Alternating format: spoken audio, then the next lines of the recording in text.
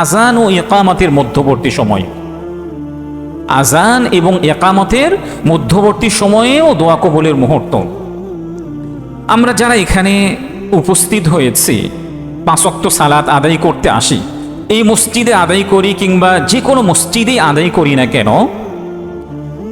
যদি ফরজ নামাজের পূর্বে সুন্নত থাকে তাহলে আমরা সুন্নত আদায় করি। এরপরে আমরা কি করি? অপেক্ষা করতে থাকি ইমাম সাহেব কখন আসবে, অথবা আমরা বারবার ঘড়ির দিকে তাকাতে থাকি যে ফরজ নামাজের টাইম তো হয়ে যাচ্ছে, কেন ইমাম সাহেব আসছে না? অথচ এটা যে একটা ভেরি ইম্পর্টেন্ট টাইম, এটাকে আমরা অনেকেই জানি না কিংবা জানলেও বিশেষভাবে গুরুত্ব দিতে চাই না।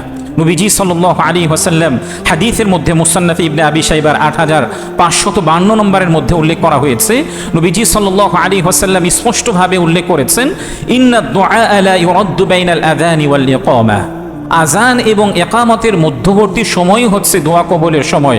এই সময়েই কোনো বান্দা আল্লাহ তাআলার কাছে দোয়া করবে, আল্লাহ রাব্বুল আলামিন তার দোয়াকে আর ফিরিয়ে দেন না।